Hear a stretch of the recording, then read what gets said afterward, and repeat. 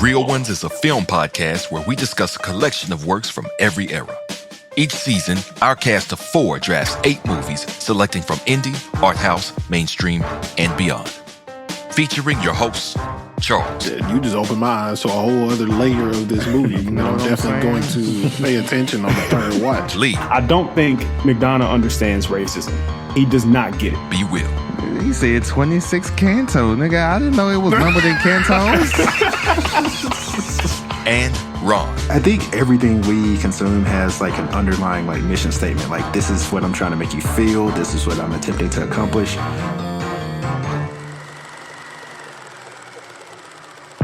Welcome, everybody, to the Real Ones podcast, a podcast where we will draft and discuss movies from all languages and genres, indie, art house, mainstream, and beyond. Thank you all for listening to the show as we continue to, kind of iron out things and figure out our format. To introduce the hosts here, I have Ron. What's good? What's good? Thanks for coming back after Ganja and Hess. Yes, thank you so much for coming back. We've got B Wil. Waiting for Lee to ruin my week with some absolutely nonsense films. Hadn't happened yet, but I know it's coming. Soon come. And we have Lee. What's up? Just trying not to ruin everybody's night. That's it. Trying. And I'm Charles, the host for this week, because we are watching In Bruges, which was one of my 2 selections. We already mentioned it last week. We had Ganja and Hess. Today we have In Bruges. I do not have the list of the other movies in front of me, so I cannot read them off like I intended to. But let's go ahead and dive right into this. In Bruges is a movie that came out in 2008, written and directed by Martin McDonagh. He's done 3 billboards outside Ebbing, Missouri. I don't know if the rest of y'all saw that, but that was actually a really dope movie as well. And 7 Psychopaths, which I haven't seen yet. Director of photography, Igel Brild, I might be butchering that name, who also shot Ocean's 8 and a bunch of episodes of House of Cards. Colin Farrell is featured in there. Brendon, Gleeson, Ralph Fiennes, I think I pronounced that correctly, and a bunch of other folks. And I want to jump right into why I chose this movie before I get y'all's overall take. As I was stepping out of my comfort zone and trying to get a better understanding of films, kind of as an art form, one of the things that changed was how I perceived mainstream movies that may or may not have been influenced by the Lee hates everything movement in narrative. But one of the biggest types of movies that kind of took a hit were those come and go in Hollywood movies, action comedies and stuff, like the cookie cutter stuff that The Rock kind of padded his career with. Yeah. And, they have a big theater presence, big promo run that I don't really think about them much anymore, except for when I want to talk about how Vin Diesel has more range than The Rock, but that's a conversation for another time. But I felt like In Bruges, I perceived it as an action comedy when I saw the trailer. And I feel like it was one with a really tight script. It didn't cut corners. It did a lot of things that I didn't expect that type of movie to do, which made me look at other types of movies or similar movies differently. They don't have to be predictable, paint by numbers, cookie cutter joints. And I won't go any further than that until I get y'all's perspective. But overall, I'll start with Ron. How did you feel about the movie? So, yeah, I actually watched this a few years back.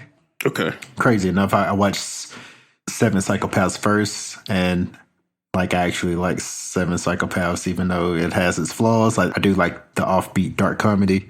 So I was like, let me see what else this guy has made. So then I went back to In Bruges, and I really like it. I like creating, because basically how we think about purgatory, and I know we'll get into this later, so I'll be brief. We think about purgatory almost as like a waiting room, but what if purgatory was a physical location? And I thought that was cool, using this really religious medieval city to illustrate purgatory and also a waiting room for judgment. I thought that was cool. And also I just really like Colin Farrell. He's a super underrated actor. He's really good in this, especially boasting his native accent. Like it just made the lines much more funny. But yeah, he's fantastic in this. But yeah, I like the movie overall.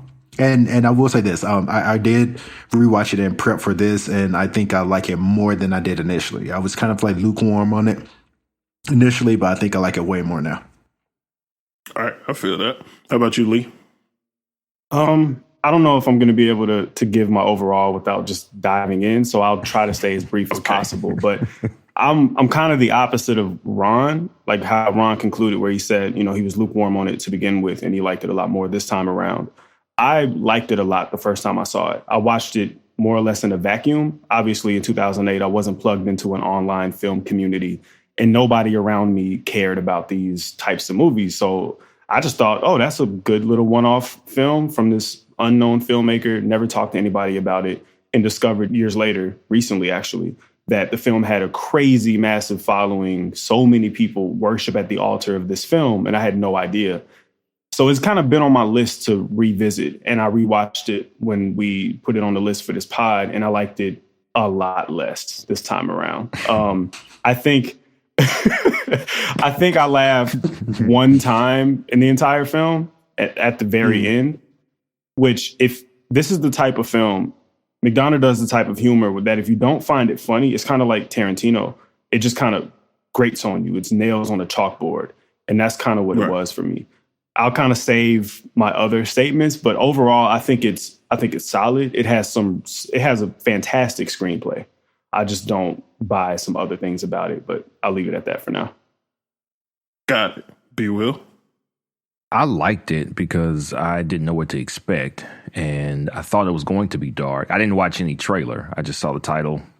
Chuck helped me get it up on the Plex when I saw Colin Farrell, and then my buddy from Gleeson from Gangs of New York. I was like, oh, I know these faces. Okay. And then it was lighthearted almost immediately. I was like, oh, this is cool.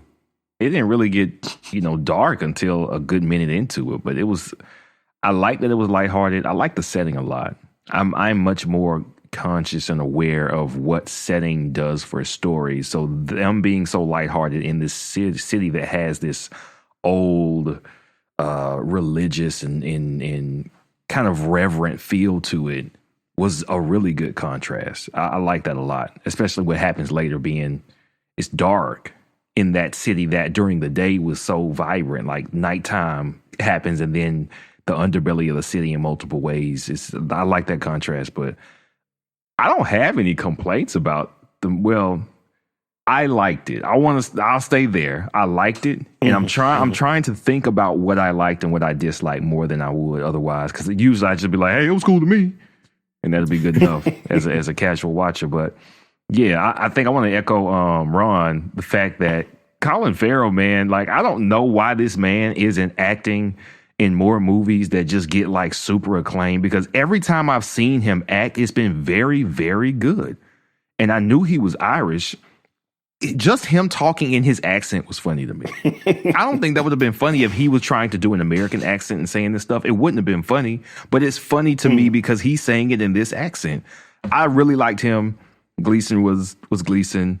Voldemort in there, not really nearly as spooky as he had been when he was Voldemort, but yeah, I liked it. I liked the movie.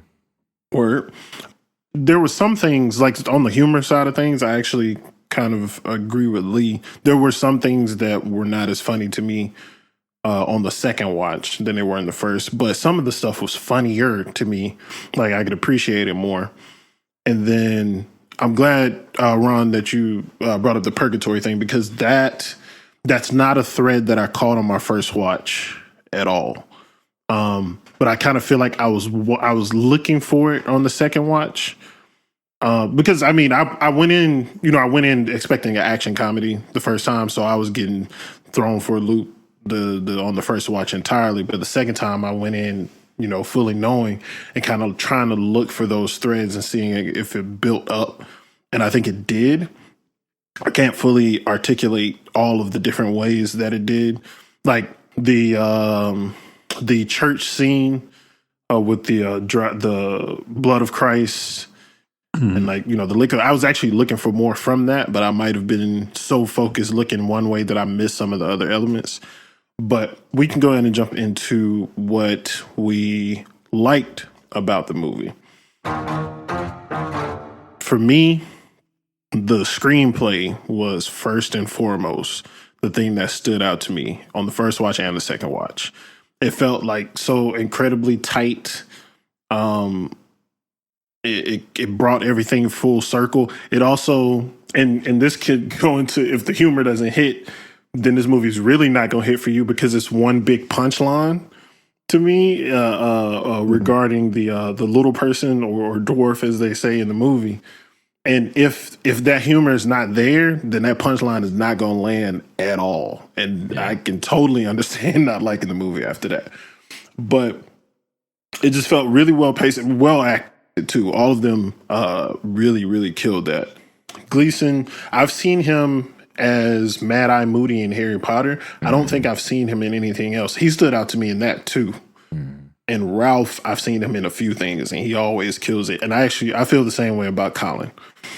One of his more recent ones that I thought was incredible is Killing of a Sacred Deer, which is fantastic movie that I may be picking for the second season, because I definitely want to talk about that with y'all. But that and Lobster, I believe. Yeah. Both incredible movies. But I loved all of that. Can't really think of anything else specific. I'll switch over to Ron. What did you like about the movie? So, oddly enough, I like the comedy, although it's not a brand of comedy I like, because and McDonagh does this in a lot of his movies, where his characters are like unapologetically human, and I think like a lot of people go for the, I'm just gonna, put my middle finger in the face of like PC culture, and like they make these jokes that are intentionally brash without any purpose, but that actually adds like dimensions and layers to these characters. Like when we meet, what's Raphael's character's name? Harry, right? Yeah. So when we meet him, like it makes sense. Like the first time we hear the conversation on the phone and we meet him in person, it makes sense. So I like the comedy, and also, like you said, like it's like an airtight script. Like the story is like fantastic. I really like that it serves as a parable of sorts, has a great message. And also another thread in McDonagh movies, like these terrible, terrible, terrible people, are they worth redemption? Like that's like common thread in his movies as well. But yeah, in particular with this movie, like I said, I like the comedy. Pretty gorgeous movie to look at. Came out nearly a decade ago, and still pretty nice to look at. So yeah, the comedy, the way it looks, and just the story overall. Yeah, that actually reminds me. Cinematography was a big thing for me that I noticed in the second viewing that I didn't quite catch the first time around. Just some of the shots were really, really gorgeous to me.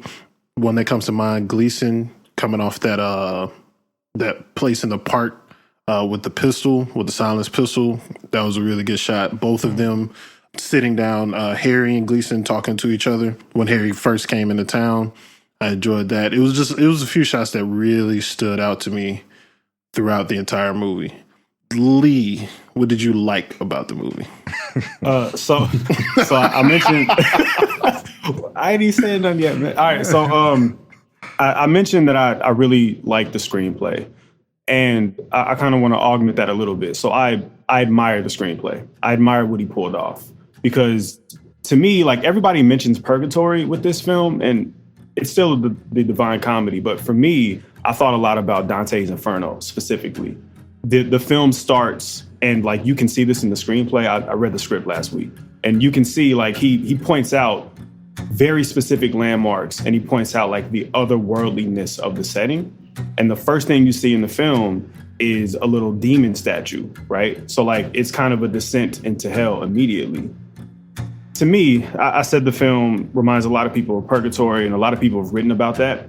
I thought about Dante's Inferno, because the first thing you see is a little demon statue. It's kind of a descent into hell immediately, right? And then what happens right before the title card, and this is all outlined in the script as well. Colin Farrell, or what's his name? Ray? Is that his name? Ray, yeah. Yeah. He confesses his sin immediately. Like that's what he's guilty of. And then the title rolls up, right? In Bruges, which is just a euphemism for hell. And it goes through like every single circle of Dante's hell. It starts out in limbo. They're trapped in the hotel room, awaiting instruction. They can't move forward or backwards. They're just stuck in this perpetual limbo. Then it goes to lust. Colin Farrell wants to have sex with the heroin dealer, the heroin and cocaine dealer. Then that leads into gluttony in the room with the little person and the prostitutes. And it just goes and goes and goes and goes. A few of them are more interesting than others. Like, I think the heresy may be the most interesting thing. Like, that's the elder hitman's proclamation of, redemption. That's him wanting to redeem himself. And that's heresy in that specific world. I think that was really interesting. I also think it's interesting that Ray's fate gets sealed by the one-eyed guy that he blinded, right? So that's like inevitable, right? But it's also interesting because like it literally seals his fate that he was recognized by him. And in Dante's Inferno, in the 26th canto, it's literally called "You Can't Go Home Again." And that canto features a Cyclops, right? So like the screenplay is full of those parallels and callbacks to Dante's Inferno. And one of the really interesting things is it ends at this film set that's like this, it's snowy and it's fake cold. There's ice on the ground, and all of these people who are from the Last Judgment painting that they point out are like actually on the film set. And if you recall, the last circle of Dante's hell is so far away from God's warmth and grace, it's cold. Right? So like Ray's final moments happen at the last circle of hell. So I think all of that stuff is really, really interesting. But I admire it more than I like it. So that's the stuff that I'll point out as positive. Okay. You just opened my eyes to a whole other layer of this movie. You know I'm what definitely going to pay attention on the third watch. I don't even want to talk no more. Well, unfortunately, sir, it is your turn to talk about what you like. He said 26 canto, nigga. I didn't know it was numbered in cantos. Oh my God. I never read Dante's Inferno. I had only played the game, and that was my only familiarity with any of that piece of writing. But I recommend it. I liked much more simple things about it, Lee. One of which was it's something I like in movies is when the female character is just not a woman doesn't have to be the hero. Like every woman you come across doesn't have to be Captain Marvel to be valuable. So when he met, number one, the woman at the hotel, when she was working the hotel and they got the telegram from Harry, and he said, you got me giving notes to a fucking receptionist or whatever he was saying. And she said, bottom, I'm not a receptionist. I own this with my husband. This is my place. Like, that's right, it's your place, goddammit. I don't know what it is. Because for a while, like, female characters were oversimplified, like the damsel in distress, or now they're kind of like juiced up in a way that's not unwelcome, but it's like, where can a woman just be a strong woman and be here? Like, she wasn't scared when Harry came there with the gun, waving the gun around, talking about shooting Ray. Like, listen, like, yeah, get it. This is my place. Leave. It's like, I like that. Like, you can own your space and take command of the space and the thing that is yours. And I really like that about her. I like that about the heroin dealer too. Like, she just looks like the cute girl who's helping out on set, but really, she's doing her dirt too, which was the dichotomy of day-night. During the day, everything's beautiful and it looks all majestic and medieval, which is actually a word that Ken used to describe the city when he was talking to Harry. But then at night, like, it's wild shit and this movie's getting filmed and apparently in the movie, I think he did say dwarf is what they want to be called, but that was a while back. He's on horse tranquilizer. You learn all this about him, and then he went in there in the restaurant when Ray and what's her name, Chloe.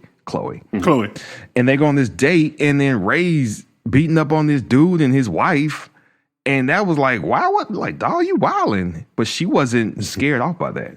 She has seen some wild shit too because she's in a wild ass world with what she does, and I really liked those characters. The female characters were very well done. I never liked the idea that a woman is either just simple and needs to be saved or complex and has to be an unusually badass woman. Like, there's so much room in between. So I was glad to see some range in there for that. Yeah. She, the owner of the inn, also saved his life, basically. handing the money over to Ken. And Chloe's extra wild because she decided not to rob him after he did what he did in the restaurant. Right. So she was really about that life. She really was. Like, she was like, oh, I like this shit. Like, that is that was the deciding factor. It's like, okay, he's cool. Yeah. That he was laid cool. her out, but, he ain't gonna lay, like, if she came at him with a bottle. So, right. Understandable. The dialogue was good. I guess this is a movie where there wasn't a lot of exposition. You figure out who they are and what their relationships are to each other as the plot unfolds. And I guess that's what you fancy lads like in movies. If somebody had a 5-minute conversation explaining why they were there in the city with a stranger or something just to fill the audience in, I wouldn't have minded that. You know what I'm saying? Deducted points for that. But I did like that. I guess that's what y'all mean by it was neat. Like, things are happening all the time, but I'm learning about the world and the people through the things happening. I didn't feel like anything was wasted. Every time they went to do anything, even when it felt insignificant, I'm getting more and more a sense of who they are, what they want, and what they want to do. And that was impressive. And it makes me hate other movies that don't do that or that really, really hold your hand. Because I think I talked about this just in the group chat. I watched Shang-Chi like 2 weeks ago, and I was disgusted. And not for the usual reasons. It's just like, why y'all... Anyway, I'm sure we'll have time to complain about stuff another time. But I did like that. I like that about that movie. I probably would have never watched that movie unless we were doing this and somebody told me you need to watch it. And that was a very good example for me of, so that's how you tell a story and don't explain yourself along the way. And it was lighthearted and dark. Like, there's a lot of duality in multiple ways. And I really like that about this movie. Got it. Did you search and find some dislikes that you can jump right into?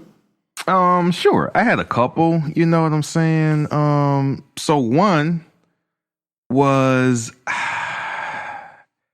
why were they so afraid of Harry, number one?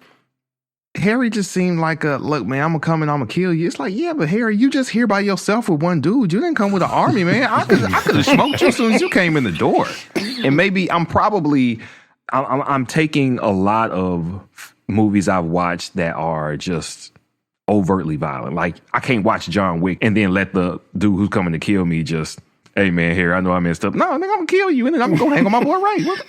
This ain't complicated. But that's not what those characters are. Harry has some power over them as a superior or as a handler, and I get that he's respected to the extent that Ken feels like he has to let him do that. I absolutely did not get how, if that city is this very quaint, quiet, beautiful city, how gunshots are going to ring off this often. Like, I mean, I'm from Birmingham. Chuck, I know you from Birmingham. Lee, you from Birmingham? I'm from Chicago. Oh, well, so, Ron, I know you grew up in the South, maybe more country than, city. But listen, man, I can hear a few gunshots and be like, all right. And then if I hear a few more, I'm like, okay, so we need to start texting, investigating. Something got to be going on. And all of this stuff went down in this city over the span of like a day and a half. And I don't know, like the final scene when Harry is running up on Ray and shoots him in the back, like they show a few spectators, right? And they're just like, huh? Like, well, hold up, y'all never see gun violence out here. Why is this not? It should have been like a fireball was coming out of the sky, but they let that violence take place. I get that violence is their world. That's Harry's world and Ken's world and Ray's world. But within the setting of that city, I felt like it should have been so out of place that it should have startled or scared people, and it didn't. And that was really, really strange to me. But with most movies, I'm willing to give anybody, any director, any writer, one thing. You need to pull off something. Cool, I'm going to give you this overt gun murdering violence so you can tell this story. But that was strange to me. And again, their relationship to Harry being that they feared him, but I honestly couldn't tell you why I they could touch on that a little bit. Okay. Because I didn't really catch their relationship with Harry until the second viewing. For one, I think it's important to know that Ray killing the kid, that was his first job. So I think I think that's like the core. Yeah, I think that's just inexperience. Like he knew of Harry and this was his first job for him and he fucked it up. So I think the fear of him came from that. And then Ken, Harry killed the man that killed Ken's wife. That's right. I do remember that now. Yeah. So I think that was just a respect situation. Right. Plus they've done dirt with each other for however long their relationship was before this. Right. But I think he even said, like, I don't think he talked about him killing that dude, but he kind of talked about him on top of the like the bell tower thing, just like the respect and the admiration that he had for him. So I think that came from that. But I agree with you on the gunshots though. Like we didn't see any kind of response from that at all. I think the most reaction you got out of the surrounding people was when Ken jumped out of the tower. Right. Like that's the most reaction that you got. Yeah. What about your dislikes, Lee? Oh boy. Okay. So all right. So firstly, I'll continue with the script since I mentioned like that I admired it, but I didn't like it. A lot of my problems are kind of tied to what you guys are mentioning now, where like the world doesn't feel lived in and real. And I think that's deliberate, right? You can excuse that in like a Coen Brothers film. Like a direct parallel would be Oh Brother, Where Art Thou? That's just a retelling of the Odyssey. Nobody behaves like a human being in that film for good reason, right? But the style of the direction kind of excuses that. And I think they're more clever than McDonagh thinks he is. So in this film, you're able to kind of pinpoint things like, wait a minute, nobody is reacting to these gunshots. Why am I noticing this? And it's because you're not as engaged as you might think you are. That shit sticks out when the film doesn't have you in the way that you think it has you. Because really, is it that important? If this is just a parable, if this is just a one-to-one parallel of the Divine Comedy, is it important for people to behave like human beings? Not really. But when the film is didactic and finger waggy and it's ironic for the sake of irony, then like you're going to notice these non-human actions a lot more, which kind of leads me to another critique. Just really quickly, I don't think McDonagh understands racism. He does not get it. And this shows a lot. Like he uses racism as a means to an end.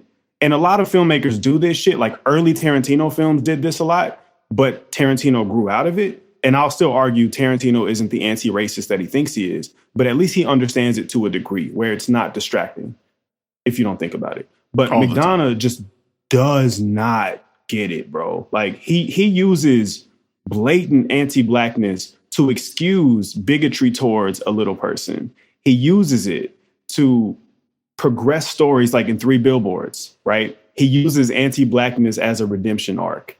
And it's just fucking gross. And it speaks to the fungibility of blackness inside of the liberal imaginary. They think they're being anti-racist, when in fact they're just being as racist as their counterparts. You may as well be William fucking Freakin' in my mind, right?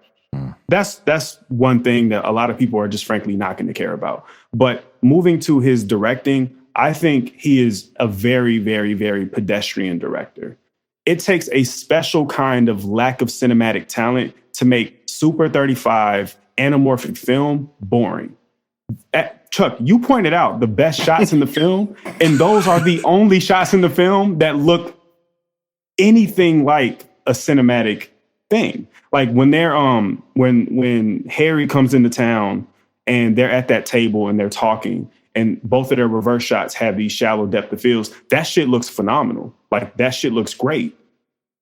I'm but mad that I gave this the only time that looks I fucked up. Gave him a brand new clip. He already had 2 clips. He gave a third. Like it's the whole time I was watching it this time, I was like, I don't remember this film being this visually boring and this stylistically vapid. Like if you compare this to something where every character is just a terrible person, take I don't know, Paul Thomas Anderson's Boogie Nights. I hate everybody in that movie, basically. All of them are terrible people, but the style keeps you going, right? It's like, okay, he's so cinematically informed, I can go along with this shit. Or something like Magnolia by the same director. It's like, I can go along with this. Or even like Punch Drunk Love, where he kind of stripped away some of the like dollies and super complex cinematic moves. I can still go with it because there's a cinematic identity. McDonagh just points the fucking camera and says, go. And it's, I can't go with it. Like with what he's trying to do, I can't go with it.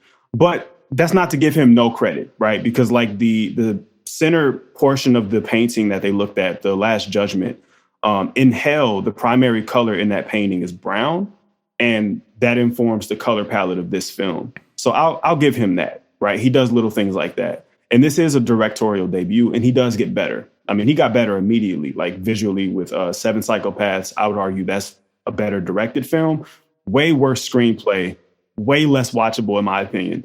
And then three Billboards is a lot. It's like that's his visual culmination. I think he got a lot better directorially with that, but his racism just kind of makes that a thing on its own. But those are some of my complaints. Word. I back you on the second viewing when I said that there was some humor that didn't land for me on the second watch, specifically that scene with the dwarf and talking about the war with the between the blacks and the whites. Like I did not, it just didn't land. I didn't understand. And I think it felt like it was just an alley-oop to get to Ken's wife being killed, like telling that part and trying to make it, make him more sympathetic. Yeah, sympathetic. There we go. And it was a terrible alley-oop. It made no sense to me. And it I actually did notice this, that when I was watching it, I was like, you know what? They made him, the little dude, a racist just so it would be okay to make fun of the little dude. Like, that's what I was thinking. To get that punchline off. Here you go. And yeah, exactly. Yeah. Yeah. To blow his head off. Yeah. Literally. Yeah. Yeah. How about you, Ron? I guess I'm willing to concede the point that, you know, for a movie that serves as a parable and is supposed to have like this dreamlike quality, it still tries to ground itself in reality. Like if we're in this revered city and we're supposed to observe, basically they're supposed to blend in with the observers of the city. Like they're supposed to blend in. So yeah, I do concede the point. Like, yeah, it makes no damn sense that no one reacts when these things happen in this very medieval city. I do get that. But outside of, you know, the fat black girl joke, I don't have any real dislikes of this movie.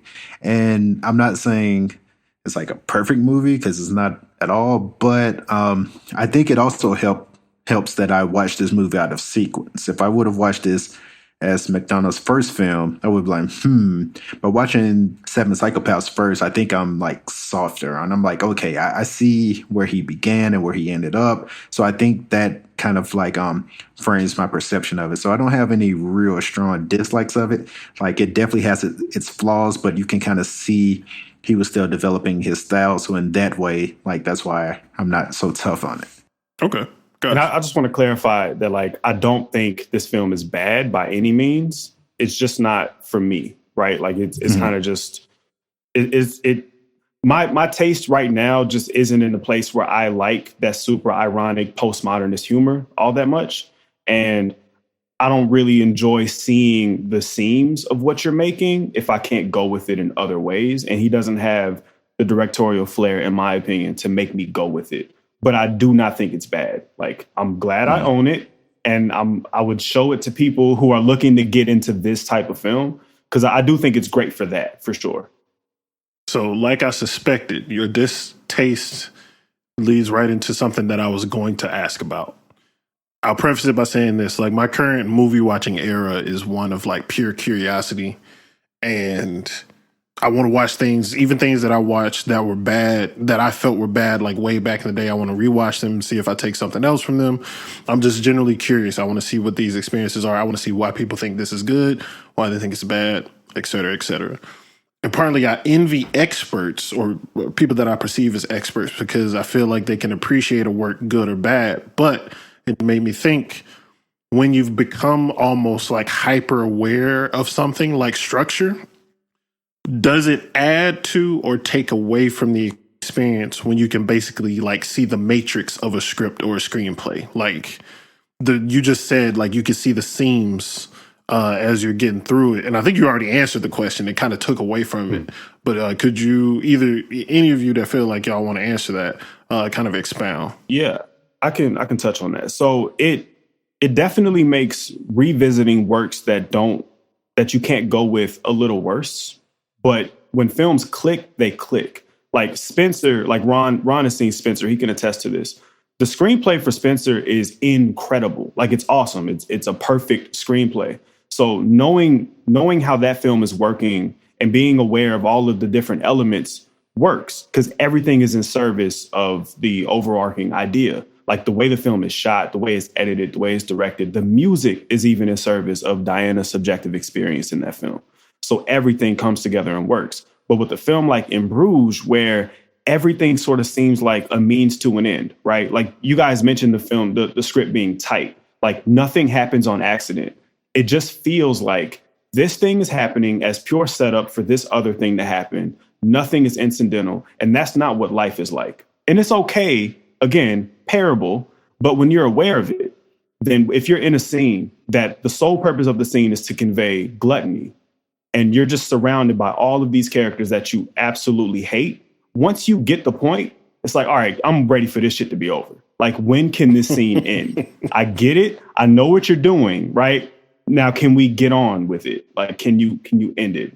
You're nowhere near as above me as you think you are, McDonagh. Like, I hear your voice. So can we get this over with? So in those ways, it makes the viewing experience worse. And by no means am I an expert. That's not what I'm saying. But just I come at film watching from a filmmaking perspective. Like I've been on film sets and I kind of see how it's done. I've never made anything good, but like I've seen how these things work. So that's how I come at it. Word. Yeah, I would say the same thing because the thing is right now I don't know what seams look like. So to me, I don't see them, so it doesn't ruin anything. But the way you are describing how you look at film is how I've looked at music for like the last 10 years. And it's why I listen to very little new rap music because I get it. Like once you start producing stuff like oh man, this beat is amazing.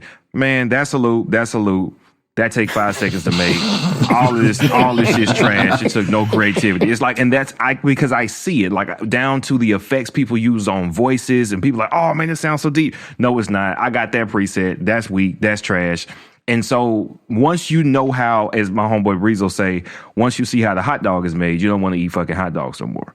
Because I've seen people mash the pig bits and beef bits into some meat that, yeah, it looks somewhat neat after the fact, but I see exactly what it took to get here, and it wasn't impressive. It wasn't creative.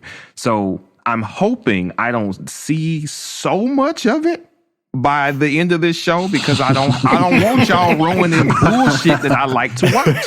There's some bullshit that I definitely like to watch. As a matter of fact, Lee went on about how terrible the special effects were in Endgame, right?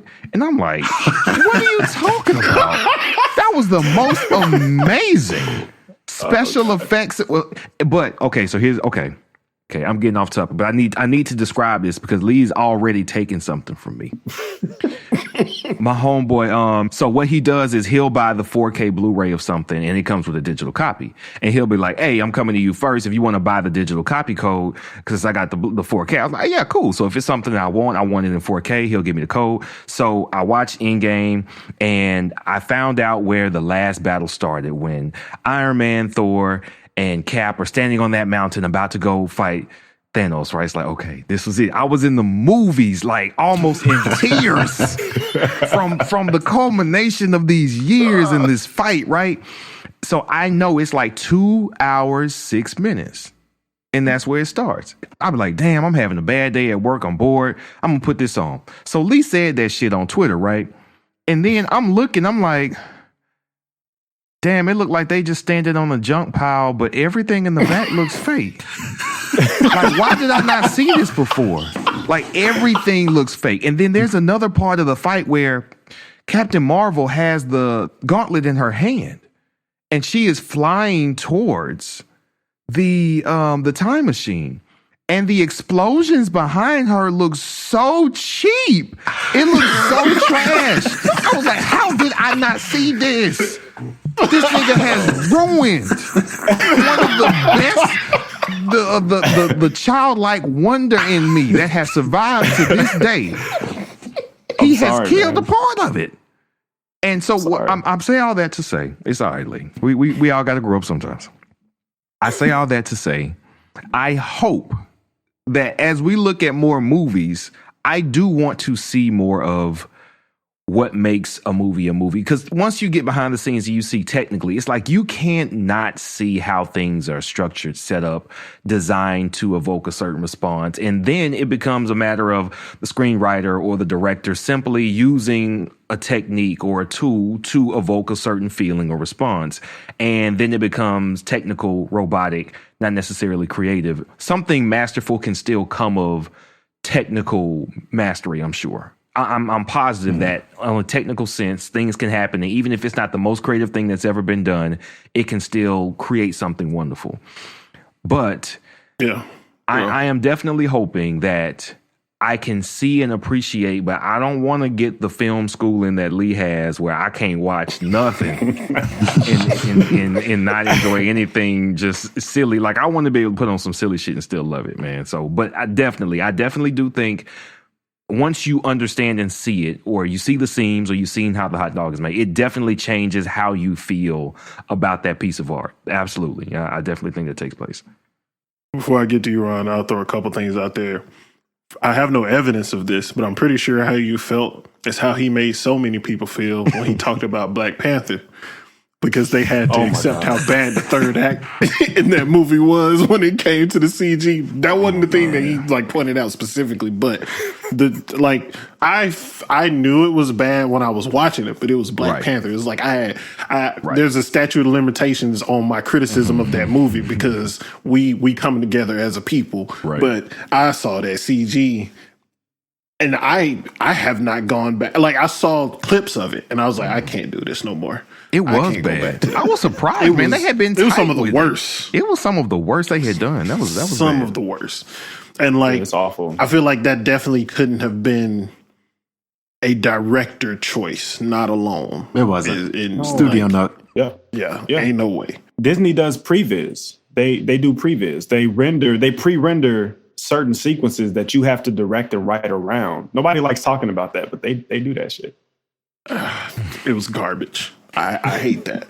And then he's taking some things away from me. Like, by way of me noticing some things. We just picked a movie randomly one day to watch, and I can't remember what story it was a retelling of, but Daisy Ridley was the lead in it. But I'm sitting there watching it, and I couldn't believe that I was sitting there noticing, like, there's some artificial lighting in here that didn't even exist in this era. Like, and I'm like saying that to Sierra. It's like you poisoned the well of my entertainment with this awareness. But it was like, it was so like egregious, like these fluorescent lights on these people in these Victorian costumes, and like I was like, yo, this is garbage. But Ron, did you want to add anything? So yeah, let me say this first before I get to my point. I definitely think I rubbed off on my wife because as we were watching Spencer, I thought she was going to say like, oh, it was so wrong how they treated Diana. But she was like, yeah, I really like how they utilized the house and how they trapped the princess in the castle and they're reversing the fairy tale. I was like, yeah.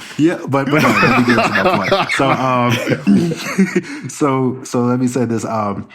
I think everything we consume has like an underlying like mission statement. Like, this is what I'm trying to make you feel. This is what I'm attempting to accomplish. So for me, like, I'm very much the message, just the medium type person. Like, if you get your message across, cool. Now, what elevates things to another level for me is just being like a proficient filmmaker.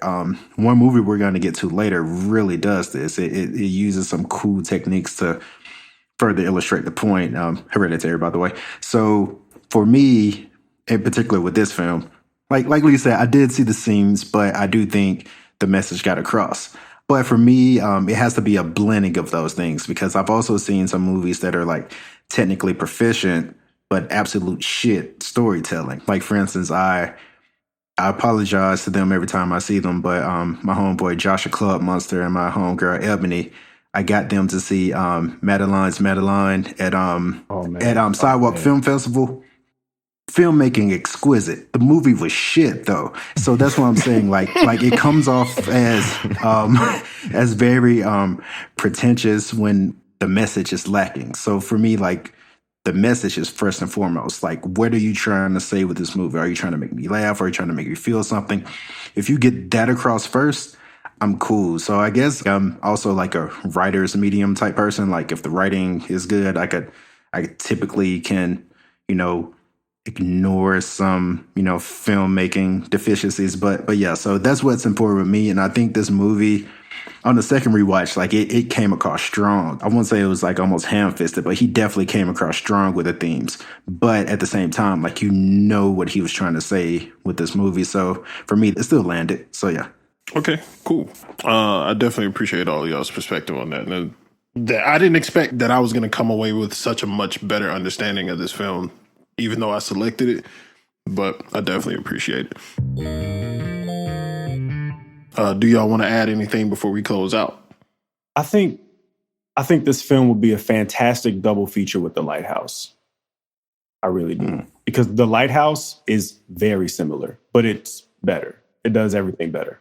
But is it funny? It's doing the same shit. That's crazy, because I don't understand how it's similar at all. So I'm gonna have to go and do it. Now that you've given me some stuff to kind of latch onto. But everybody, thank you for listening to this episode. Definitely share with us your thoughts on the film. Let us know if you took anything away from it. And I'll pull up the roster. The next one is Children of Men. Okay. Also, to close out, to like bring this full circle, I have a trivia question for y'all. So the top two languages in Belgium, of course, Dutch and French. Bruges is a Dutch word. What is the English translation of Bruges? Bridge. Think of it that way. Okay, that's their purgatory, because they actually use the words purgatory. But yeah. Yeah. Okay. I like that. All right. Okay. All right. Got it. Add another little layer to it. Thank you for that. Right. Poetic Yeah, we'll close out right there. We'll see you on the next episode, everybody. Thank you for tuning in. Peace. Peace.